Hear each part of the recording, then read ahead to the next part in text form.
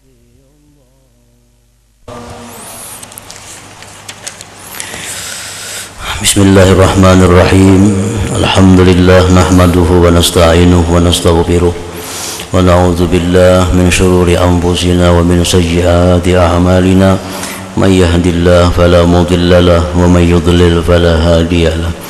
Asyhadu an la ilaha illallah wahdahu la syarika lah wa asyhadu anna sayyidana Muhammadan abduhu wa rasuluhu wa la nabiyya ba'dah. Allahumma salli wa sallim wa barik ala sayyidina wa maulana Muhammad wa ala alihi wa sahbihi wa dhurriyyatihi wa man tabi'a hudah, amma ba'du. Yang kita hormati dan kita muliakan para habaib dan para alim ulama, para muhibbin, hadirin hadirat rahimakumullah. Puji syukur yang setinggi-tingginya kita haturkan kehadirat Allah Subhanahu wa taala yang memberikan kita taufik hidayah serta inayah sehingga pada malam ini kita dapat bertemu berkumpul kembali di majelis yang penuh berkah dan rahmat ini. Salawat dan salam keharibaan junjungan kita Rasulullah Nabi Muhammad sallallahu alaihi wasallam dan kepada keluarga, para sahabat, zuriat dan orang-orang yang mengikuti petunjuk beliau. Para muhibbin rahimakumullah, makna taubati, pengertian tobat. Wahia ay at-taubatu lugatan ar-ruju'u anisyai. Taubat itu menurut bahasa Arab, arti tobat itu kembali dari sesuatu.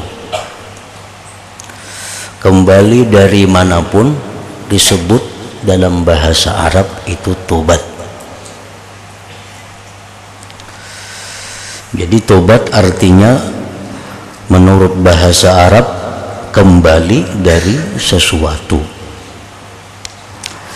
Wa idza usnidat ilallah, apabila kalimat tobat itu disandarkan kepada Allah, kaqaulihi ta'ala, seperti firman Allah, summa taba alaihim, kemudian tobat Allah atas mereka.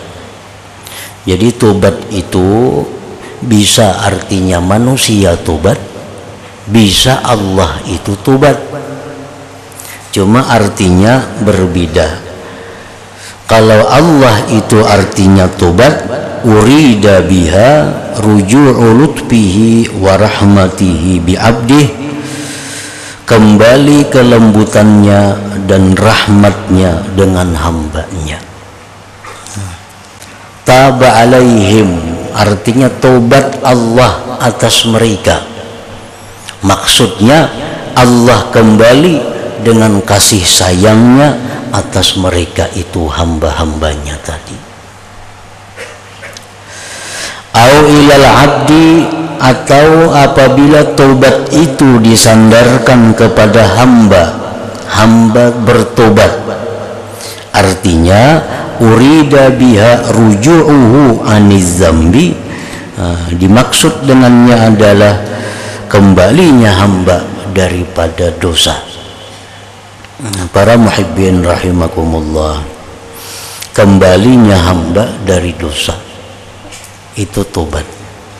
Karena manusia itu pada asalnya diciptakan oleh Allah dalam keadaan bersih dan suci.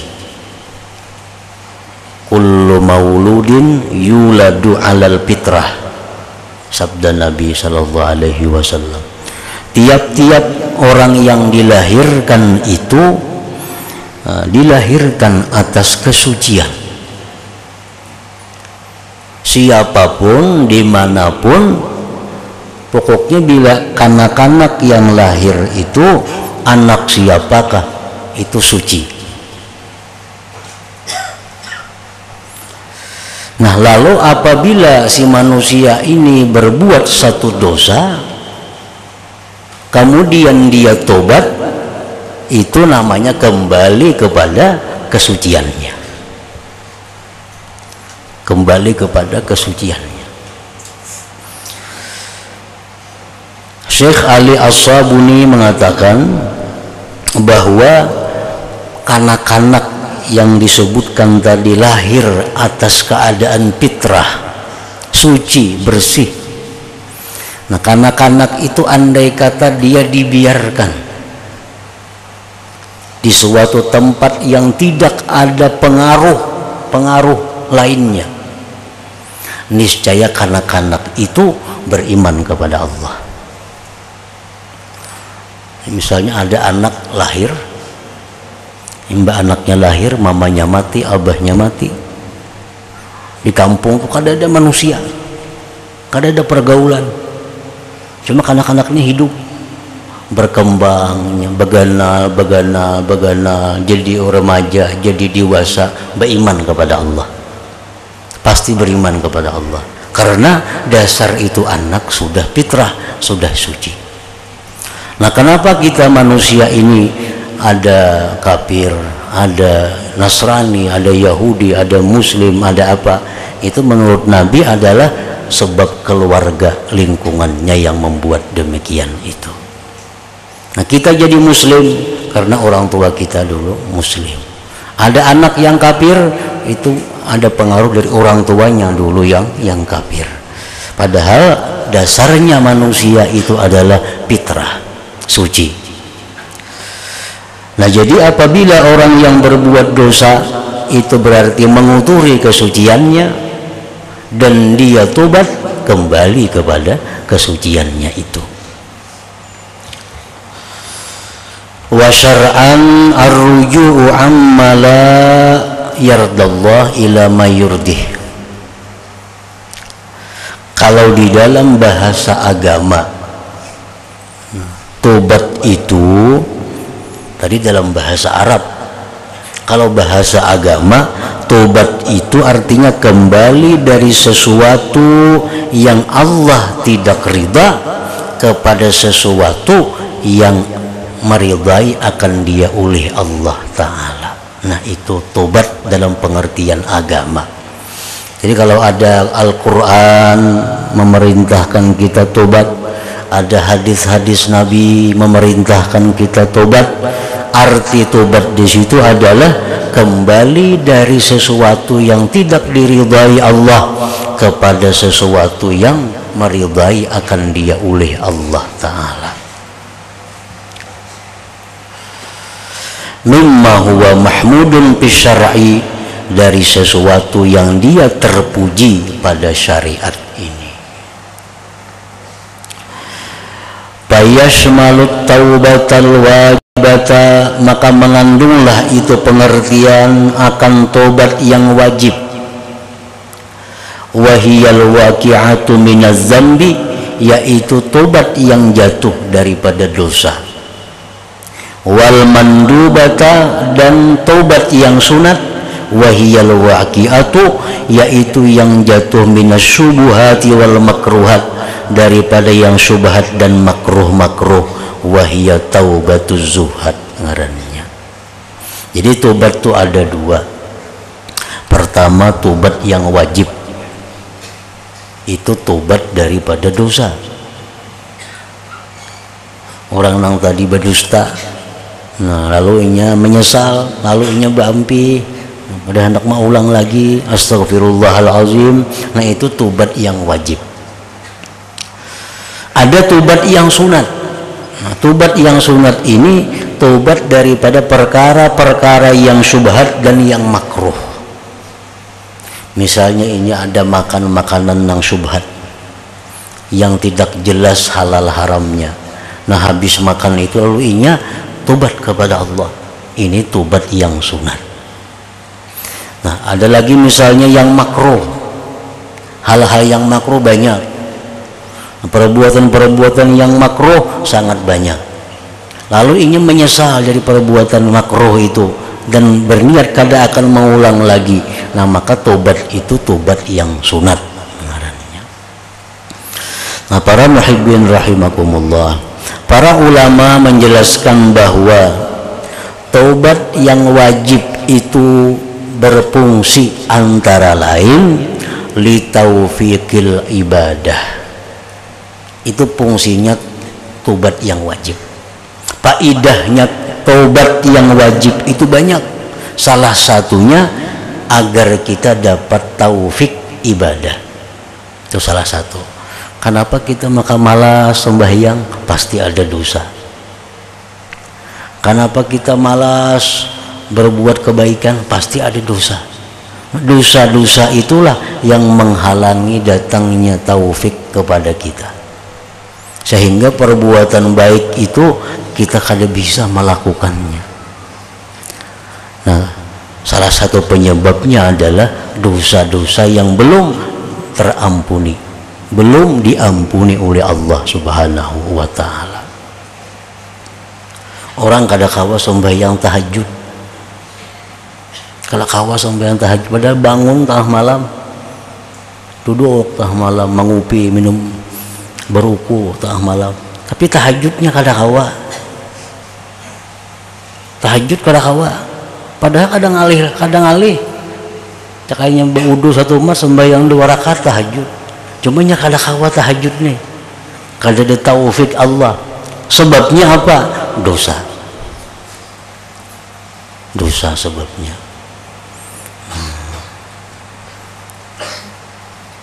Nah, itu fungsinya tobat ini, tobat yang wajib nih, supaya bisa melakukan amal ibadah, supaya bisa melakukan amal kebaikan. Adapun tobat yang sunat, nah tobat yang sunat itu salah satu faidahnya adalah lihalawatil ibadah, untuk kelezatan ibadah. Kenapa sembahyang ini kada mau nyaman? Kenapa membaca Quran itu kada mau halawah, kada mau manis? Kenapa membaca salawat itu rasa kada nyaman? Itu sebabnya adalah kita kebanyakan melanggar nang makruh, kebanyakan makan nang syubhat, dan kita kada tobat daripada itu. Akibatnya amal ibadah kita ini selalu rasanya rasa kada nyaman. Bisa kita lakukan tapi kada nyaman. Nah, kalau dosa itu kada kawa lalu beribadah. Kalau nang makruh subhat beribadah bisa tapi kada nyaman, kada ada halawah. Hanya sembahyangnya bisa, tahajudnya bisa, tapi kada ada nikmatnya. Itu sebabnya apa? Kebanyakan nang makruh, kebanyakan nang subhat. Nah, bila tobat dari makruhat, tobat daripada perkara subhat, maka akan didapat halawatul ibadah, manisnya ibadah itu. Membaca Quran samanya pada kawa, maghrib kawa jam baca Quran 4 surah, 5 surah kawa. Berarti ini orang kada banyak berdosa karena kawa berbuat kebaikan. Habis maghrib, antara maghrib isya bisa aja membaca Yasin, Tabarak, Waqiah, Alif Lam Tanzil. Nah, bisa istiqamah. Nah, kalau itu bisa kita lakukan, pertanda kita kada banyak dosa kita. Buktinya kita bisa melakukan itu. Nah, kemudian yang kita baca itu apakah ada kelezatan, apakah ada manis, apakah ada nikmat, tergantung lang subhat dan makruh yang kita laksanakan, kita perbuat. Jadi bila kita sudah tobat daripada dosa, tobat daripada yang subhat dan yang makruh, nah otomatis sudah ibadahnya bisa, manisnya pun didapat. Min Is'adir Rafiq li Syekh Muhammad bin Salim bin Sa'id Babasil rahimahumullah ta'ala. Adillatut taubati wa fadailuha, dalil-dalil taubat dan keutamaan-keutamaannya.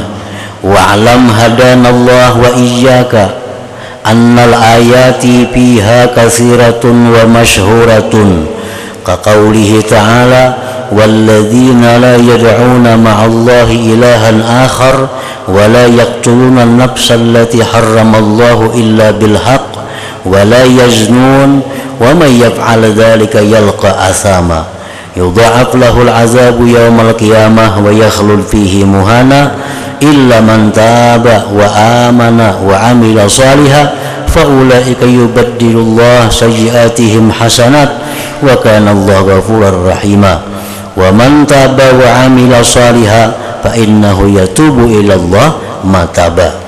Surat Al-Furqan ayat 68 sampai 71, yang artinya, dan orang-orang yang tidak menyembah beserta Allah Tuhan yang lain, orang yang tidak membunuh seseorang yang mana Allah haramkan membunuhnya kecuali dengan kebenaran, dan tidak melakukan perzinahan, dan barang siapa yang memperbuat demikian, menyekutukan Allah atau membunuh orang atau melakukan perzinahan, yalqa asama, dia akan masuk neraka. Menurut sebagian ahli tafsir, asama itu satu jurang pi jahannam. Yudha'af lahul azab, dilipat gandakan baginya azab pada hari kiamat, dan kekallah dia pada azab itu, dihinakan, kecuali orang yang tobat. Nah, kecuali orang yang tobat, kecuali orang tobat dan beriman dan beramal saleh, maka mereka itulah menggantikan oleh Allah dosa-dosa mereka itu kebaikan, dan Allah Maha Pengampun, Maha Penyayang. Dan barang siapa yang tobat dan beramal saleh, maka bahwasanya dia tobat kepada Allah sebenar-benar tobat. Nah, ini dalil adanya perintah untuk bertobat kepada Allah Subhanahu wa ta'ala. Nah, para muhibbin rahimakumullah, orang yang menyekutukan Allah, baik musyrik atau murtad, ini adalah dihalalkan darahnya. Artinya apa? Orang itu kada punya harga di sisi Allah, sehingga orang itu boleh dilenyapkan di muka bumi. Orang-orang musyrik yang memerangi kita, orang-orang murtad Islam kemudian pindah agama, ini orang-orang yang dihalalkan darahnya. Yang kedua, orang-orang yang membunuh orang lain. Nah, ini orang yang membunuh orang lain ini pun kada punya harga di sisi Allah, sehingga boleh dilenyapkan di bumi, dibunuh. Yang ketiga, orang yang melakukan perzinahan, itu pun orang yang tidak punya nilai di sisi Allah, sehingga dia boleh dilenyapkan, dibunuh di muka bumi ini.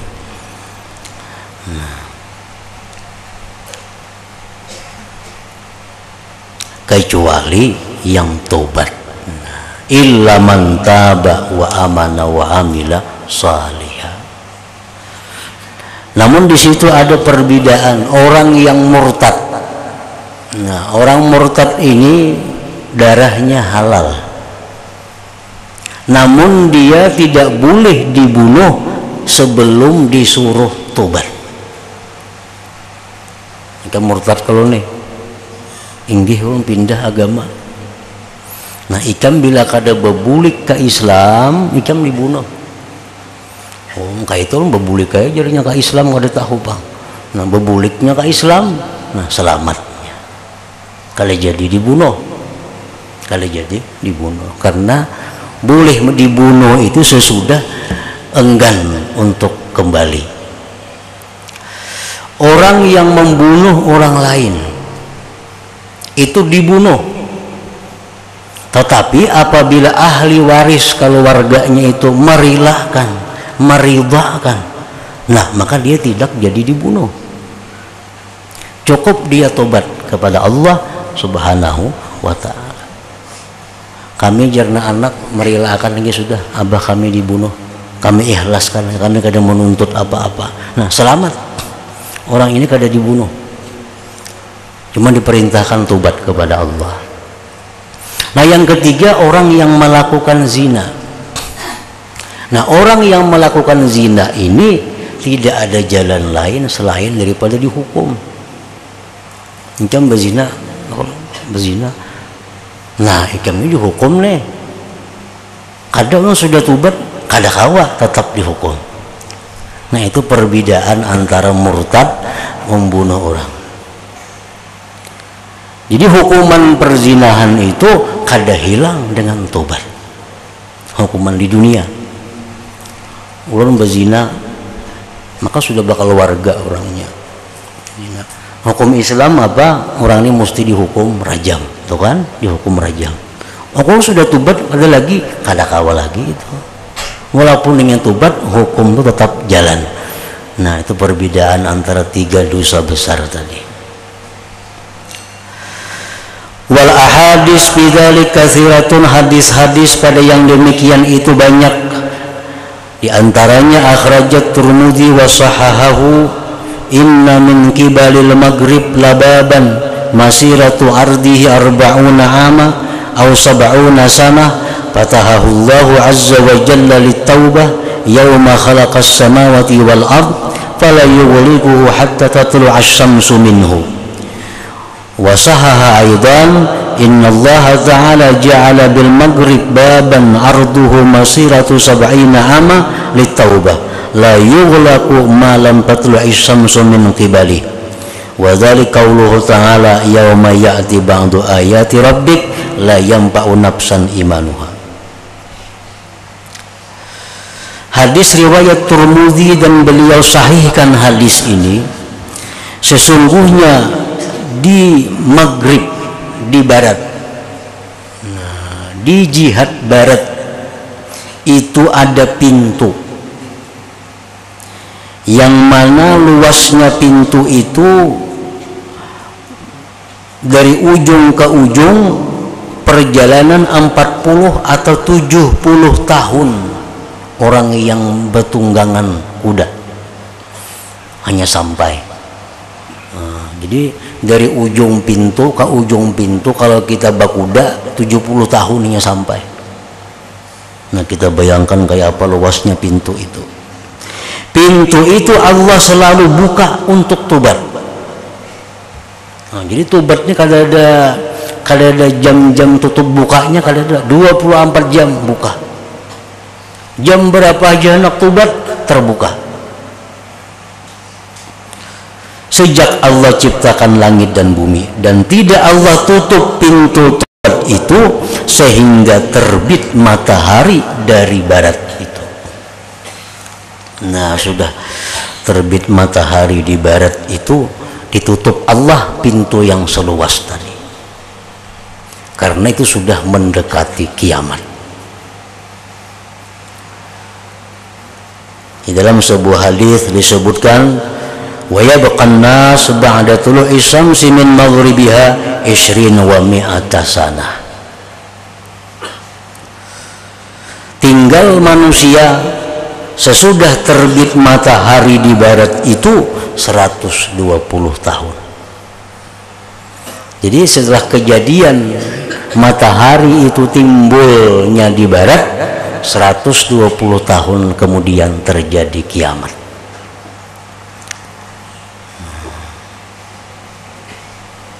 Dalam 120 tahun itu banyak terjadi kejadian-kejadian yang luar biasa.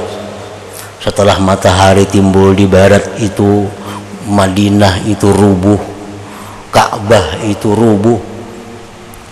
Nah, itu sudah mendekati kiamat. Jangankan sampai ke situ, matahari timbul di barat pun itu sudah ditutup pintu tobat manusia. Dan itu merupakan dari 10 ayat besar, tanda besar hari kiamat. Hari kiamat itu ada tanda, ada disebut ayatul kubra, ada disebut ayatul kubra sugra. Nah ada tanda besar, ada tanda kecil. Tanda kecil itu permulaan tanda yang besar, dan tanda yang besar itu permulaan kiamat. Tanda yang besar itu antara lain keluarnya Dajjal, turunnya Nabi Isa, keluarnya bangsa manusia yang dari golongan Ya'juj dan Ma'juj. Itu manusia-manusia raksasa yang ingkar kepada Allah keluar. Itu menjelang kiamat. Lalu akhirnya timbul matahari di barat. Itu tanda-tanda besar yang menunjukkan kiamat itu semakin dekat. Adapun tanda-tanda kecil artinya yang menunjukkan bahwa tanda besar kada akan jauh lagi. Nabi kita dalam banyak hadis menyebutkan bahwa tanda-tanda kiamat pertama, idza zaharal fajir 'alal munsib. Apabila menang orang yang jahat atas orang yang baik. Napakah menang orang yang jahat? Pemilihan pembakal orang baik lawan nang kada baik, manang nang kada baik. Pemilihan bupati, ada orangnya baik, salih, takwa, kalah. Pemilihan gubernur sama, pokoknya orang-orang jahat selalu menang. Ini tanda-tanda kecil yang akan membawa kepada tanda besar kiamat. Idza kanatil amanah maghnama, ujar Nabi, bila mana amanah itu dianggap keberuntungan. Untungnya orang jadi bupati, untungnya jadi kepala desa, untungnya jadi camat. Padahal itu merupakan sesuatu bukan keuntungan yang orang-orang dahulu menangisi mendapat jabatan itu. Nah, orang kita kan sujud syukur bila diangkat jadi pejabat Allah. Padahal itu bukan nikmat. Sujud syukur itu nikmat, sujud syukur. Kalau dapat jabatan itu bukan sujud syukur, itu amanah yang akan dipikulkan kepadanya. Nah, bila amanah ini dianggap satu nikmat, sujud syukur itu pertanda bahwa kiamat itu kada jauh lagi artinya. Idza kanatil masjidu muzakhrafa, apabila masjid-masjid sudah diperhiasi. Orang-orang berlomba-lomba membangun masjid dengan mewah, dengan berhias. Tiap-tiap kampung semua masjidnya baik, walaupun berintaan di jalan duitnya. Tapi makhluk masjid ini kosong. Zuhur kada beisi, asar kada beisi, subuh kada beisi, paling maghrib isya. Ini tanda juga, tanda akhir zaman yang menunjukkan bahwa kiamat itu sudah kada jauh lagi. Banyak macam-macam tanda-tanda itu disebutkan oleh Rasulullah SAW, yang artinya apabila kita menemui di tanda-tanda kiamat itu, Nabi kita menyuruh umat ini agar memperbanyak diam di tempat yang sunyi.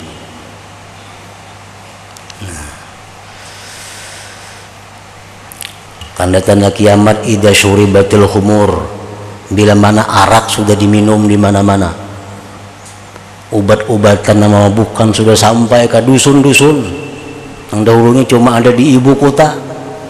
Itu tanda.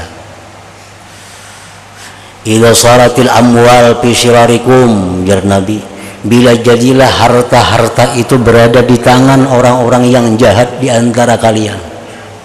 Ada yang sugih-sugih, pasti orangnya bambung. Siapa nang sugih di situ, orangnya kada bagus. Nang sugih di anu siapa, orangnya kada bagus. Nang sugih di sana, orangnya kada bagus. Orang-orang baik-baik tuh kada tapi ada punya harta, kedudukannya di bawah orang-orang yang jahat kekayaannya. Nah, ini tanda. Idza utilatil hudud, ujar Nabi, bila sudah undang-undang kada dilaksanakan lagi. Kan hukum Islam orang mencuri potong tangan, kada ada lagi dilaksanakan itu. Di umumnya dunia ini, walaupun ada sebagian kecil yang melaksanakan undang-undang Allah. Idza akalur riba war risa, bila sudah orang mulai melakukan riba di mana-mana, suguk di mana-mana, Idza fasaz zina wa auladuh, bila sudah tersebar perzinahan dan anak-anak zina. Nah ini tanda-tanda kiamat. Bila kita menemui masa-masa seperti ini, Nabi kita menyuruh bahwa kita jangan hendak banyak bergaul dengan orang lagi. Banyaki diam di rumah. Itu lebih selamat daripada banyak bergaul. Itu tanda-tanda. Nah tanda-tanda kecil ini bila sudah semakin banyak timbul, nah timbul karena tanda besar, timbul turun Dajjal kayaknya. Nah turun Nabi Isa untuk menghancurkan Dajjal, akhirnya turun keluar Ya'juj dan Ma'juj. Nah, lalu akhirnya timbul matahari di barat. Nah itu sudah habis, kesempatan untuk tobat sudah habis, ditutup oleh Allah Subhanahu wa ta'ala. Nah kemudian Ibnu Majah bi sanadin jayyidin ila hadratin Nabi sallallahu alaihi wasallam. Al-Fatihah. A'udzu billahi minasyaitonir rajim. Bismillahirrahmanirrahim. Alhamdulillahi rabbil alamin arrahmanir rahim. Iyyaka na'budu wa iyyaka nasta'in. Ihdinas siratal mustaqim. Asyhadu an la ilaha illallah wahdahu la syarika lahu. أشهد أن سيدنا محمدا عبده ورسوله. لا إله إلا الله نستغفر الله. لا إله إلا الله نستغفر الله. لا إله إلا الله نستغفر الله. لا إله إلا الله ونتوب إلى الله.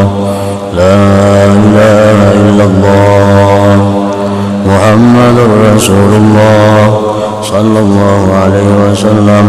فيا أيها الراجون منه شفاعة صلوا عليه وسلموا تسليما.